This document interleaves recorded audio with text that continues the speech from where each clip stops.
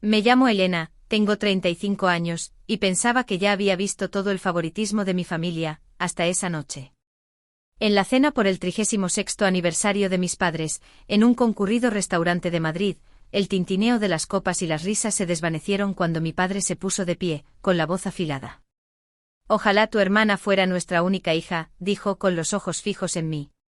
La sala se quedó en silencio. Mi hermana, Nuria, esbozó una sonrisa de suficiencia que me hirió más que las palabras. Todos, primos, tíos, se quedaron mirando. Sentí el calor subir a mi pecho. Pero no lloré. No grité. Simplemente ardí por dentro, sabiendo que esa era la gota que colmaba el vaso. Durante años había entregado mi corazón y mi dinero a su negocio en quiebra, solo para convertirme en su saco de boxeo. Esa noche algo se rompió. No iba a aguantar más. Salí del local, mis tacones resonando contra el suelo de parqué, planeando ya mi siguiente movimiento. Una semana después su deseo se hizo realidad de una manera que nunca esperaron, y su pequeño mundo perfecto comenzó a desmoronarse. Imagínate que fuiste tú. ¿Cómo responderías?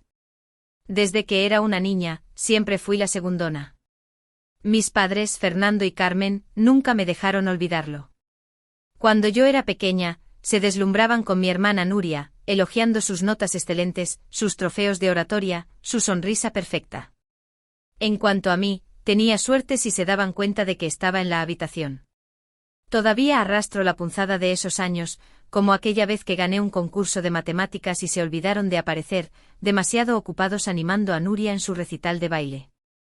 Nuria se lo tragaba todo, siempre dispuesta, con un asentimiento engreído, como si mereciera cada gramo de su amor. No se trataba solo de palabras. Su favoritismo moldeaba todo. Las cenas familiares giraban en torno a las historias de Nuria, su último ascenso, sus grandes planes. Si yo hablaba, mamá me interrumpía, diciendo, dejemos que hable tu hermana. Papá asentía con los ojos fijos en ella. Aprendí a callar, tragándome el dolor. Pero no era solo en casa. Paseaban a Nuria en las reuniones familiares mientras yo iba a remolque invisible. Una vez en la boda de un primo pasaron toda la noche alardeando del nuevo trabajo de Nuria en una cadena de tiendas minoristas, sin mencionar que yo acababa de conseguir un puesto como gerente financiera. La verdadera puñalada era su negocio. Mis padres poseían una pequeña tienda de moda y complementos en Madrid. Era su orgullo y su alegría, pero siempre estaba al borde del abismo. Malas decisiones, facturas impagadas, lo que sea. Yo los rescataba, no solo una vez, sino cada mes. 500 euros de mis ahorros, transferidos sin falta, además de horas de asesoramiento financiero gratuito para mantener el negocio a flote. Yo hacía cálculos, negociaba con proveedores, incluso simplificaba su sistema de inventario. ¿Me daban las gracias? No. Llamaban a Nuria para hablar efusivamente de cómo sus ideas de marketing habían salvado el día, a pesar de que sus sugerencias eran vagas en el mejor de los casos. Un cartel nuevo por aquí, un descuento por allá. Mi trabajo apenas un asentimiento. No era ingenua. Sabía que dependían de mí porque era buena con los números, no porque les importara. Cada vez que enviaba esos 500 euros, apretaba los dientes pensando en las vacaciones que no podía tomar o el piso que no podía reformar. Pero lo hacía. ¿Por qué? ¿Deber? ¿Familia? Esa obstinada esperanza de que un día me verían. Me quedaba en mi oficina hasta tarde revisando sus cuentas, detectando errores que les habrían costado miles. Mientras tanto, ellos estaban en casa de Nuria elogiando su última propuesta para cambiar la imagen de la tienda, una idea que nunca se materializaba. No era solo el dinero, era el desprecio. Una vez pasé semanas arreglando un problema fiscal para su tienda, el día que les dije que estaba solucionado, mamá dijo, oh bien. Por cierto, Nuria está planeando una gran venta el mes que viene. Ni gracias ni reconocimiento. Papá solo gruñó marcando ya el número de Nuria para discutir su visión. Me quedé allí con los papeles en la mano, sintiéndome un fantasma. En otra ocasión, sugerí un nuevo software de contabilidad para ahorrarles horas. Lo ignoraron hasta que Nuria mencionó la misma idea meses después. De repente fue brillante. Nuria no era inocente en esto. Ella se apoyaba en sus elogios, lanzándome una mirada de lástima como si fuera un caso de caridad. Una vez, cuando tenía 20 años, bromeó en una barbacoa familiar diciendo que yo tenía suerte de ser la hija de repuesto.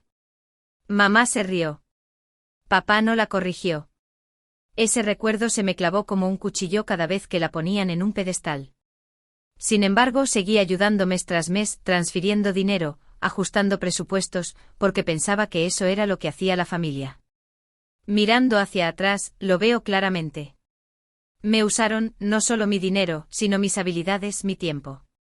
Yo era su red de seguridad, aquella en la que confiaban pero nunca respetaban. Cada cheque que enviaba, cada llamada nocturna sobre sus finanzas, era yo buscando su aprobación. Pero la aprobación nunca llegó. Aceptaban mi ayuda, y luego se daban la vuelta y cantaban las alabanzas de Nuria, como si ella fuera la que mantenía la tienda viva. Me quedaba despierta mirando el techo, preguntándome por qué seguía intentándolo. ¿Deber? ¿Culpa? Tal vez un destello de esperanza de que cambiarían. Esa esperanza murió la noche de su aniversario. Había pasado años siendo su segundona, pero no iba a seguir siéndolo. El restaurante vibraba con risas hasta que se detuvo. Yo estaba sentada en la mesa larga rodeada de primos, tíos y tías, todos vestidos de gala por el 36º aniversario de mis padres. El tintineo de las copas de vino y las charlas llenaban el aire, pero el foco estaba en Nuria. Un primo se inclinó, sonriendo. Nuria, me contaron que estás arrasando en el sector minorista. ¿Gerente regional ya? Ella asintió, su sonrisa pulida, disfrutando del elogio. Otro pariente intervino. Los escaparates de tu tienda son increíbles. Tienes un verdadero don. Me removí en mi asiento picando mi pasta, acostumbrada a esta rutina. Mamá sonrió, su voz alta. Siempre ha tenido un don para los negocios. Papá asintió con el pecho hinchado, como si Nuria fuera su mayor logro. Escuché en silencio cómo la mesa la colmaba de cumplidos, su último ascenso, sus innovadoras campañas de marketing, su encanto con los clientes. Siguió y siguió. Nadie mencionó mi trabajo, ni una sola vez. Llevaba años gestionando finanzas, salvando empresas del colapso. Pero aquí estaba yo, invisible de nuevo. Aún así pensé que tal vez, solo tal vez, podría contribuir con algo esa noche. Me aclaré la garganta esperando una pausa. He estado mirando los números de la tienda familiar, dije, manteniendo un tono firme. Están perdiendo dinero por exceso de inventario. Si ajustan el sistema y reducen algunos proveedores, podrían ahorrar miles de euros al año. Me incliné lista para explicar el plan que había pasado semanas esbozando, un enfoque optimizado para aumentar sus ganancias. La mesa se quedó en silencio, pero no era un silencio agradable. Nuria levantó una ceja, con los labios curvados en una mueca. ¿Inventario? ¡Qué monada!, dijo con la voz chorreando con descendencia. Quédate con tus hojas de cálculo. Yo tengo ideas de verdad. Algunos primos se rieron y mi estómago se retorció. Mamá intervino con un tono cortante. Cariño, no aburras a todos con números. Nuria ya está planeando una gran venta de verano. Papá ni siquiera me miró, solo bebió su vino y murmuró, sí, Nuria sabe lo que hace. Sentí el calor subir a mi cara, mis manos agarrando la servilleta bajo la mesa. Mi idea, semanas de trabajo descartada en segundos, como si fuera una becaria proponiendo al director general. Lo intenté de nuevo forzando una sonrisa. No son solo números. Podría renegociar con los proveedores, conseguir mejores condiciones. Marcaría una diferencia real. Nuria se rió abiertamente esta vez, un sonido cortante. ¿Proveedores? Por favor. Eso lo tengo cubierto. Tal vez deberías centrarte en tu propio trabajo. Sus palabras cayeron como una bofetada y la mesa estalló en murmullos. Algunos divertidos, otros incómodos. Mamá agitó una mano, despidiéndome. Hablemos de algo divertido. Nuria, cuéntale sobre tu nueva campaña publicitaria. Papá asintió girándose hacia ella como si yo no hubiera hablado. Me recosté con la garganta tensa, la familiar punzada de ser ignorada instalándose. Entonces sucedió. Papá se levantó alzando su copa para un brindis. Sus ojos recorrieron la sala, deteniéndose en Nuria, y luego aterrizaron en mí. Su voz fue clara, deliberada. Por 30 años de amor, familia y nuestro orgullo y alegría. Honestamente, ojalá Nuria fuera nuestra única hija. Las palabras golpearon como un puñetazo, sacando el aire de la habitación. Los tenedores dejaron de tintinear. Un primo jadeó. Nuria no se inmutó. Sonrió con suficiencia, con los ojos fijos en mí, desafiándome a reaccionar. Mamá no lo corrigió. Simplemente bebió su vino con la cara tranquila, como si nada. El silencio se alargó, cada par de ojos sobre mí, esperando lágrimas o un arrebato. No les di ese gusto. Mi corazón latía con fuerza, pero mantuve mi rostro firme, mi mandíbula apretada. Por dentro me estaba desmoronando, los años de ser marginada se estrellaban contra mí. Había pasado mi vida tratando de ganarme su respeto, invirtiendo mis habilidades en su tienda en quiebra, solo para ser borrada delante de todos. La mueca de Nuria fue la gota final, una burla silenciosa de que nunca sería suficiente. Empujé mi silla hacia atrás, el raspado sonó fuerte en el silencio de la sala. Que disfruten su noche, dije, mi voz baja pero firme. Agarré mi bolso y salí, mis tacones repiqueteando contra el parqué, cada paso alimentando un fuego en mi pecho. Afuera, el aire fresco de Madrid me golpeó la cara, pero no calmó la rabia que crecía dentro. Había pasado años tragándome sus desprecios, su favoritismo, su absoluto desprecio. No más. Mientras estaba en la acera, las luces de la ciudad se difuminaban a través de mi ira, tomé una decisión. No solo iba a irme.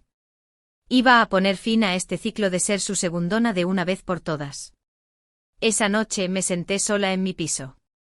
La punzada de las palabras de papá, ojalá Nuria fuera nuestra única hija, ardía en mi pecho más fuerte que nunca. La sonrisa de Nuria. El asentimiento silencioso de mamá. Las caras atónitas de la mesa. Se repetían en mi mente. Cada recuerdo alimentaba una decisión que había estado evitando durante años. Había terminado. Terminaba de ser su segundona, su cuenta bancaria, su arregla todo, invisible. Había invertido 500 euros al mes en su tienda en quiebra, pasado incontables horas equilibrando sus libros, negociando con proveedores, manteniendo su negocio vivo. ¿Para qué? Para que se rieran de mí, me despidieran, me borraran delante de todos. No más. Agarré mi teléfono, mis manos firmes a pesar de la ira que me invadía. Abrí nuestro chat familiar de WhatsApp, yo, papá, mamá, Nuria, y escribí un mensaje. He terminado de ayudar con la tienda. No más dinero. No más consejos. Buena suerte. Pulsé enviar con el corazón acelerado, sabiendo el caos que desataría. En cuestión de minutos mi teléfono se iluminó. Papá llamó primero, dejando un buzón de voz que no me molesté en revisar. Mamá siguió con un mensaje de texto. ¿De qué se trata esto? Llámame ahora. Nuria envió una sola palabra. ¿En serio? Me quedé mirando la pantalla, sus palabras se mezclaban y sentí una extraña calma. No iba a responder. Ni esta noche. Nunca. Por la mañana, las llamadas se multiplicaron. Papá dejó 3 buzones de voz más, su tono cambiando de confusión a irritación. Tenemos que hablar de esto, dijo en uno como si le debiera una explicación. Los correos electrónicos de mamá inundaron mi bandeja de entrada. Mensajes largos e inconexos sobre cómo la tienda era nuestro legado familiar y cómo no podía abandonarlos. Nuria llamó 2 veces, su voz aguda, exigiendo que dejara de reaccionar de forma exagerada. Dejé que cada llamada fuera al buzón de voz, que cada correo electrónico se quedara sin leer. Su pánico era palpable, incluso a través de la pantalla, pero no sentí culpa. Habían dependido de mi dinero y experiencia durante años, sin agradecérmelo ni una sola vez, elogiando siempre a Nuria. Ahora se enfrentarían a las consecuencias. La tienda era un desastre sin mí. Sabía que lo sería. Mis 500 euros al mes cubrían sus facturas atrasadas, evitando que los proveedores los cortaran. Mi consejo, las horas dedicadas a analizar sus finanzas, a optimizar sus operaciones, había sido lo único que los mantenía a flote. Sin eso se hundirían, y rápido. No sentí lástima por ellos. Me sentí libre. Por primera vez, no estaba buscando su aprobación. No estaba rogando por un ápice de respeto. Estaba recuperando mi poder. Y se sentía bien. Pero Nuria no había terminado. 2 días después recibí una notificación, una nueva publicación en su perfil público para todos nuestros familiares y amigos. Algunas personas creen que son indispensables, escribió, pero solo están celosas y son mezquinas, creando dramas para sentirse importantes. No me nombró, pero el mensaje era claro. Los comentarios se acumularon, primos y amigos en común especulando, algunos incluso etiquetándome. Luego vinieron los mensajes privados, conocidos preguntando si estaba bien, otros insinuando que había sido difícil en el trabajo. Nuria no se detuvo ahí. Publicó de nuevo, esta vez sobre mis relaciones fallidas, alegando que estaba demasiado centrada en mi carrera para mantener un novio. Mentiras, todo ello. Pero el daño estaba hecho. Mi teléfono vibraba con notificaciones, cada una de ellas una puñalada a mi reputación, mi trabajo, mi vida. Me desplacé por sus publicaciones con la mandíbula tensa. Nuria siempre había sido engreída, pero esto era tocar fondo. Estaba tratando de pintarme como la villana, la inestable, para desviar la atención de su tienda que se desmoronaba. Podría haber contraatacado, podría haber ventilado sus trapos sucios, como habían rogado por mi ayuda, como las ideas brillantes de Nuria nunca funcionaron. Pero no lo hice. Responder significaría jugar a su juego. Y yo ya había terminado con eso. La bloqueé en sus redes sociales, silencié su número e ignoré la creciente pila de correos electrónicos de mamá y papá. Su desesperación era ahora su problema, no el mío. La presión no cesó. Papá llamó desde un número diferente, dejando un mensaje que comenzó suave pero se volvió agudo. «Estás hiriendo a la familia», dijo, como si yo fuera la que los había humillado. El siguiente correo electrónico de mamá fue un viaje de culpa, alegando que nos estaba separando por un malentendido. Nuria envió un mensaje de texto, todo en mayúsculas: «No puedes simplemente irte así». Lo borré sin responder. Sus palabras no me influyeron. Solo confirmaron lo que ya sabía. No se preocupaban por mí. Se preocupaban por lo que yo podía hacer por ellos. La tienda, su imagen, su comodidad. Eso era lo que importaba. Yo solo era un medio para un fin. Cada llamada ignorada, cada mensaje sin leer se sintió como una pequeña victoria.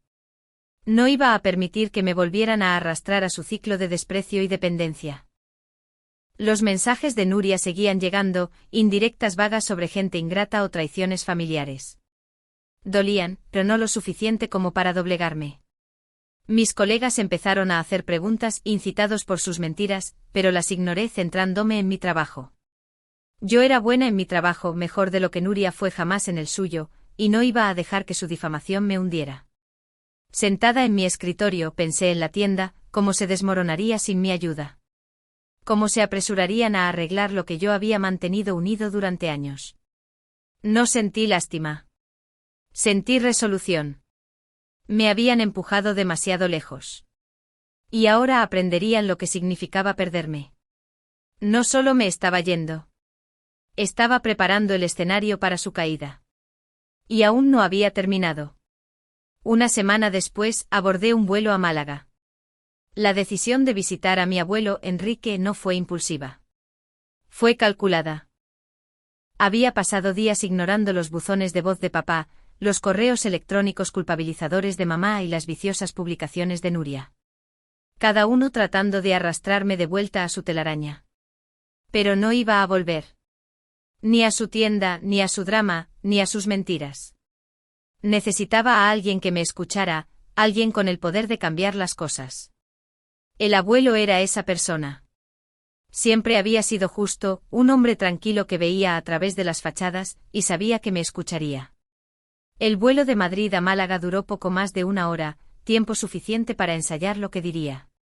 Aterricé en el aire húmedo de la Costa del Sol, alquilé un coche y conduje hasta la pequeña casa junto a la playa del abuelo. Él estaba esperando en el porche, su rostro curtido se abrió en una sonrisa cuando llegué. «Parece que tienes algo pesado que compartir», dijo, su voz áspera pero cálida. Lo abracé, el peso de la última semana instalándose en mi pecho.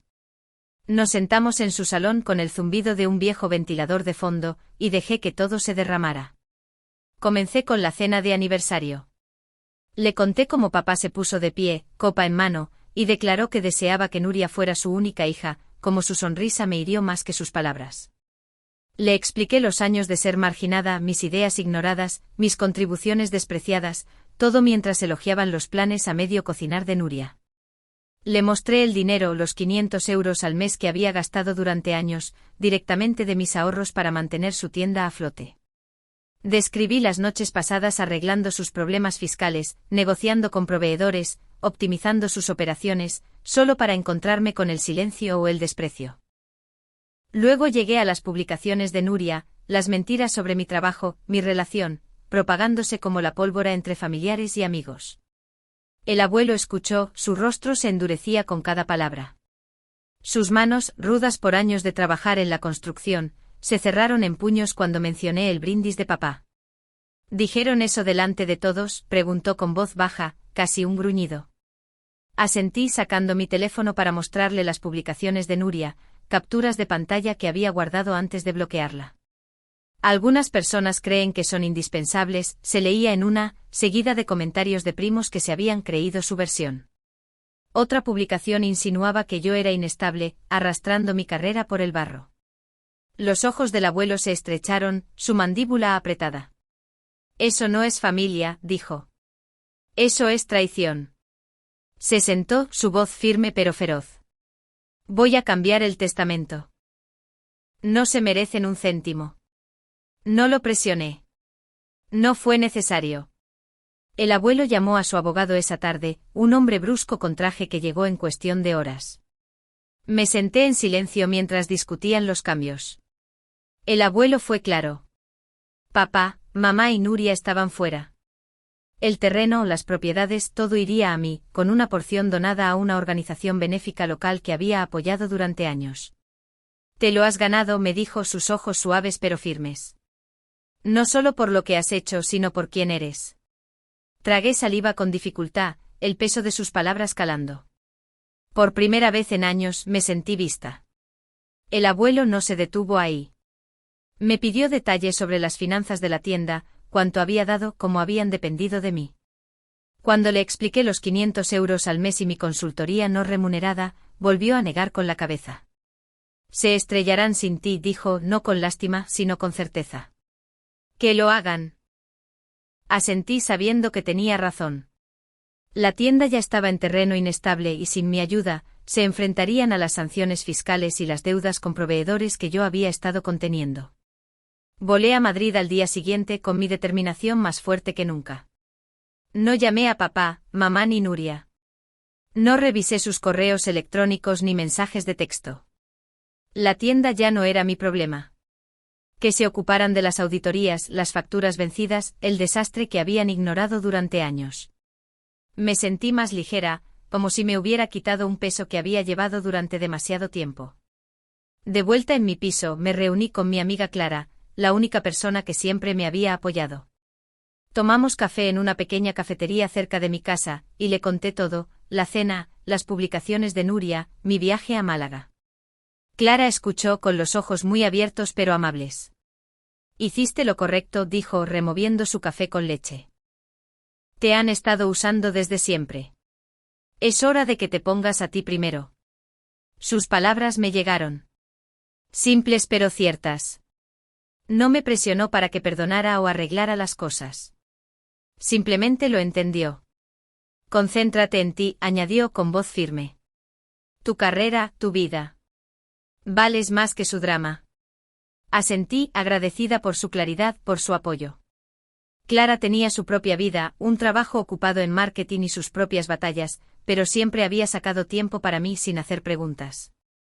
Al salir de la cafetería, sentí un cambio. La decisión del abuelo no era solo sobre dinero o tierras. Era justicia, una línea trazada en la arena. Ya no estaba luchando por su aprobación. Estaba construyendo mi propio futuro, y ellos tendrían que enfrentarse al suyo sin mí. En pocos meses, su mundo se desmoronó. La tienda familiar, una vez sostenida por mi dinero y consejo, se derrumbó bajo el peso de su propia mala gestión. Sin mis 500 euros cada mes, las facturas se acumularon y los proveedores los cortaron. Una inspección fiscal golpeó duramente multas por años de contabilidad descuidada sobre la que les había advertido.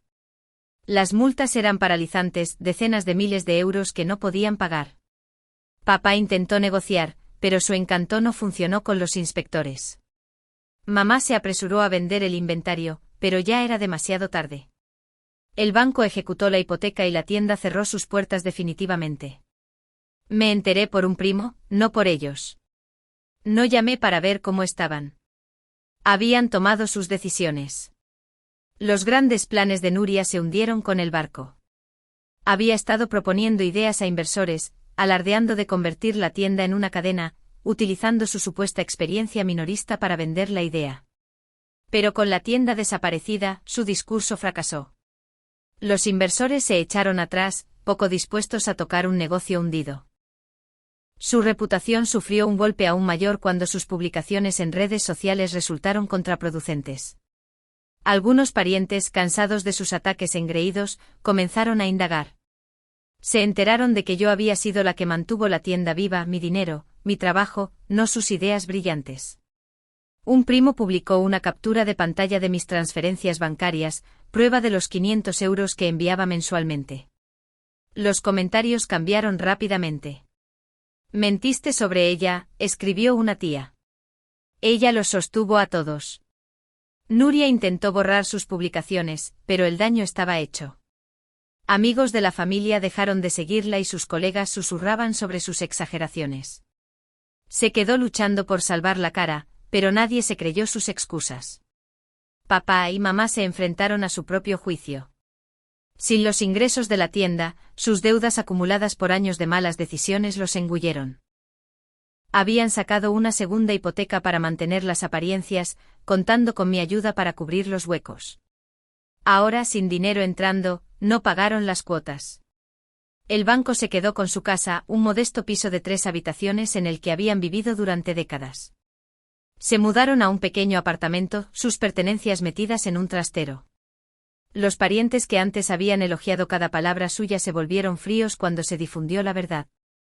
Un tío regañó a papá en una barbacoa familiar, diciendo, «La echaste». ¿Y para qué? Mamá intentó hacerse la víctima, alegando que los había abandonado, pero la evidencia era clara. Mis extractos bancarios, mis correos electrónicos ofreciendo consejos que habían ignorado, todo salió a la luz. Los primos dejaron de invitarlos a reuniones y sus llamadas quedaron sin respuesta. El abuelo se mantuvo firme. Se enteró del colapso de la tienda por un amigo en Madrid, pero no se puso en contacto con papá, mamá ni Nuria. Recibí una carta suya, escrita a mano, confirmando el Nuevo Testamento. «Está hecho», escribió. «Los terrenos y propiedades son tuyos, con una parte para caridad. No obtendrán un aroma». Los había excluido por completo. Su firma en el documento era final. No sentí triunfo, solo un alivio silencioso. Su decisión no se trataba de castigarlos. Se trataba de justicia, algo que nunca me habían dado. Cuando mamá lo llamó suplicando una reunión, él se negó. «Te hiciste tu propia cama», le dijo por teléfono, y luego colgó. Nuria intentó enviarle mensajes de texto, pero él bloqueó su número. Papá ni siquiera se molestó en comunicarse, demasiado orgulloso o demasiado avergonzado. Me mantuve al margen centrándome en mi propia vida. Mi trabajo como gerente financiera estaba prosperando. Conseguí un gran cliente, una startup tecnológica que confiaba en mis instintos. No revisé la tienda ni respondí a los mensajes de texto ocasionales de mamá, todavía cargados de culpa. Su caída no fue culpa mía. Habían construido sus vidas sobre mentiras, apoyándose en mí mientras elevaban a Nuria. Ahora estaban cosechando las consecuencias. Los rumores de la familia me llegaron, como papá estaba haciendo trabajos ocasionales, como mamá vendía artesanías en línea. Como la última entrevista de trabajo de Nuria se había frustrado. No me regodeé. Simplemente seguí adelante sabiendo que había hecho lo que tenía que hacer. Su colapso no fue solo financiero. Fue personal. Los parientes que se habían reído de las publicaciones de Nuria ahora la veían por lo que era, una acosadora que me había difamado para salvar su propia imagen. Los que habían elogiado a mamá y papá en la cena de aniversario ahora los evitaban, avergonzados por la verdad. La tienda familiar, que una vez fue un motivo de orgullo, era un recordatorio tapiado de su fracaso. Y el testamento del abuelo, sellado con su abogado, era una línea final que no podían cruzar. No necesité decir una palabra. Sus acciones habían hablado lo suficientemente alto. Mientras sus vidas se desmoronaban, la mía tomaba forma. Me dediqué de lleno a mi trabajo, invirtiendo hasta la última gota de energía en mi carrera como gerente financiera. La startup tecnológica que había firmado en Madrid se convirtió en mi mayor éxito hasta el momento. Después de meses de noches largas y negociaciones astutas, cerré un contrato multimillonario para gestionar sus finanzas, simplificando su presupuesto y salvándolos de una expansión arriesgada. Mi jefa me llamó a su despacho con una rara sonrisa en el rostro. «Vas a llegar lejos», dijo, insinuando un ascenso a senior manager. El aumento que vino con él no era solo dinero. Era la prueba de que no necesitaba la aprobación de mi familia para triunfar. Estaba construyendo algo real, algo mío. Fuera del trabajo me labré una nueva vida, una que no giraba en torno a su drama. Clara se convirtió en mi roca, siempre allí con un mensaje rápido o una cita para tomar café para mantenerme con los pies en la tierra. Nos reuníamos en nuestra cafetería favorita, compartiendo tostadas con tomate y riéndonos de su última campaña de marketing o de mis incómodas reuniones con clientes. Su apoyo no fue ruidoso ni ostentoso. Fue constante, del tipo que me hacía sentir que no estaba sola. Luego estaba mi novio Javier, un ingeniero estructural que conocí en un evento de networking. Era diferente a cualquiera con el que había salido. Con una confianza tranquila y un sentido del humor seco que me pillaba desprevenida. Nuestra primera cita fue en un pequeño club de jazz donde admitió que solo había ido al evento para evitar otra noche corrigiendo planos. Para nuestra tercera cita, estábamos planeando rutas de senderismo de fin de semana, hablando de todo, desde diseños de puentes hasta mis sueños de montar mi propia consultoría. Javier no conocía la historia completa de mi familia al principio, pero me abrí con el tiempo. Le conté sobre la cena de aniversario, los años de ser marginada, la forma en que las mentiras de Nuria se difundieron online. Escuchó su mano firme sobre la mía, y no intentó arreglarlo con consejos vacíos. «Eres más fuerte de lo que nunca sabrán», dijo una vez, su voz baja pero segura. No fueron solo palabras. Era el tipo de creencia que nunca había recibido de papá, mamá o Nuria. Con Clara y Javier construí un círculo que se sentía como un hogar, no como un campo de batalla. No contacté con mis padres ni con Nuria, y ellos tampoco intentaron contactarme. Un primo mencionó que estaban pasando apuros. Papá recogiendo turnos en un almacén. Mamá vendiendo manualidades online. Nuria saltando entre trabajos minoristas. No sentí lástima por ellos. Tuvieron años para tratarme como familia, para valorar lo que aportaba. Pero eligieron levantar a Nuria y derribarme a mí. Su silencio ahora era solo otra elección. Una que había dejado de permitir que me hiriera. El abuelo me envió una postal desde Málaga, una breve nota diciendo que estaba orgulloso de mí. Fue suficiente. No necesitaba sus disculpas ni sus excusas. Necesitaba gente que me viera por quien era. La lección me golpeó con fuerza, pero fue clara. Valora a la gente que te quiere de verdad, no a los que te usan. Durante años busqué el respeto de mi familia, pensando que si daba suficiente dinero, tiempo, esfuerzo, verían mi valor. Pero no lo hicieron. Tomaron y no devolvieron nada. Clara, Javier, el abuelo, ellos eran los que importaban, los que aparecieron sin ataduras. Esa verdad cambió la forma en que me movía por el mundo. Dejé de buscar validación de personas que nunca la darían y comencé a invertir en aquellos que sí lo hacían. Mi vida no era perfecta. El trabajo era exigente y algunos días dudaba de mí misma, preguntándome si había alejado a mi familia demasiado duramente. Pero luego recordaba el brindis de papá, la sonrisa de Nuria, el silencio de mamá. Recordaba los años de ser invisible, las mentiras que difundieron para proteger su propia imagen. Yo no era la villana en su historia. Yo era la que se había ido para salvarse. Y era mejor por ello. Mi piso, que antes era un lugar de estrés nocturno, se convirtió en un refugio lleno de las risas de Javier y los chistes malos de Clara. Mi carrera, que antes era una forma de demostrar mi valía, se convirtió en una fuente de orgullo, un testimonio de lo que podía hacer cuando dejé de cargar con su peso.